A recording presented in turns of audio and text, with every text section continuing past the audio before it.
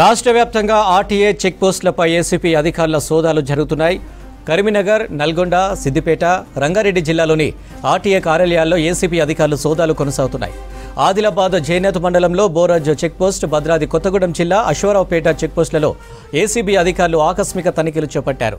Aswaraopeta చెక్పోస్టులో lorry డ్రైవర్లమని చెప్పి ACB అధికారులు సోదాలు చేపట్టారు. ఈ చెక్పోస్టులో అక్రమ వసూలు చేస్తున్నట్లు ఏసీబీ సోదాలో తేలింది.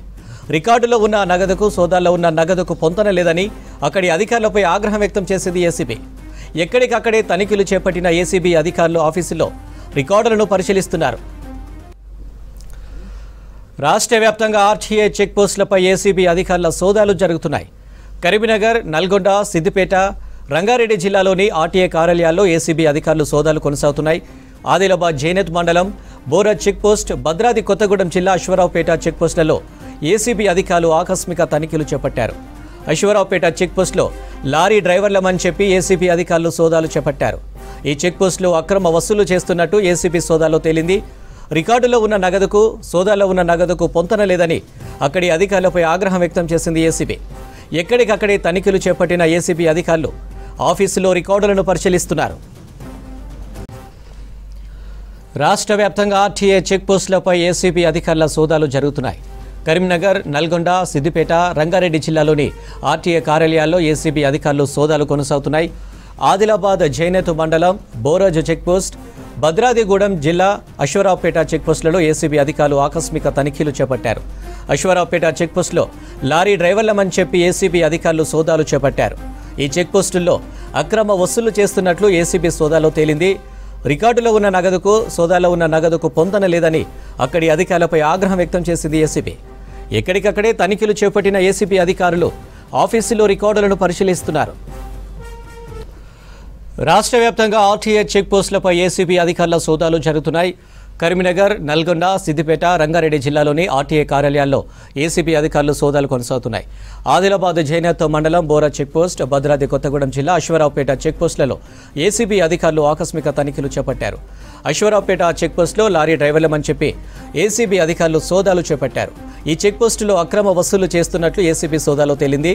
రికార్డులో ఉన్న నగదుకు, సోదాలో ఉన్న నగదుకు పొంతన లేదని అక్కడి అధికారులపై ఆగ్రహం వ్యక్తం చేసింది ఏసీబీ.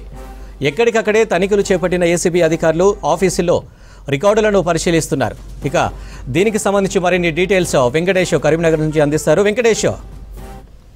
అనిల్, రాష్ట్ర రవాణా శాఖ కార్యాలయాల్లో చాలా చోట్ల కూడా మనకు ఈరోజు ఏసీబీ ఏకకాలంలో దాడులు నిర్వహిస్తుంది. ముఖ్యంగా ఏసీబీ చేపట్టిన ఈ దాడుల్లో రవాణా శాఖ కార్యాలయంలోని వివిధ ఫైళ్లను పరిశీలిస్తున్నారు. కరీంనగర్ జిల్లా తిమ్మాపూర్లోని జిల్లా రవాణా శాఖ కార్యాలయంలో ఉదయమే డిఎస్పీ రమణమూర్తి ఆధ్వర్యంలో సోదాలు చేపట్టిన అధికారులు అక్కడ ఉన్న ఫైళ్లను తనిఖీ చేస్తారు. సాధారణంగా ఈ ఆర్టీఏ పరిధిలోకి చాలా రకాల యాక్టివిటీస్ వస్తాయి. ముఖ్యంగా లైసెన్స్ల జారీ ప్రక్రియ కావచ్చు, వాహనాలకు రిజిస్ట్రేషన్ నంబర్లు కేటాయించడం కావచ్చు, తర్వాత పర్మిట్ లేని వాహనాలు తిరుగుతున్న వాటి మీద నిఘా కావచ్చు, తర్వాత కొన్ని స్కూల్ బస్సులకు సంబంధించిన పర్మిట్ కావచ్చు. ఎందుకంటే ఇప్పుడు ఆల్రెడీ కొద్ది రోజుల్లో స్కూల్ స్టార్ట్ కాకపోతే వాటికి సంబంధించిన ఫిట్నెస్ సర్టిఫికేట్ కావచ్చు, ఇవన్నీ ఇవ్వాల్సి ఉంటుంది. వీటి వ్యవహారాల మీద ఎంతవరకు ఫైళ్లు కరెక్ట్ గా మెయింటైన్ చేస్తున్నారు, తర్వాత ఫిట్నెస్ సర్టిఫికేట్ ఇచ్చేటప్పుడు కానీ, లైసెన్స్ ఇచ్చేటప్పుడు కానీ ఎట్లాంటి నిబంధనలు పాటిస్తున్నారనే అంశంలో వీళ్ళు తనిఖీలు చేస్తున్నట్టుగా మన సమాచారం. సాధారణంగా ఆర్టీఏ కార్యాలయంలో చాలా వరకు ఫైళ్లను ఎట్లాంటి తనిఖీలు చేపట్టకుండానే లంచాలు తీసుకొని జారీ చేస్తారన్న ఒక పేరుంది ఆర్టీఏ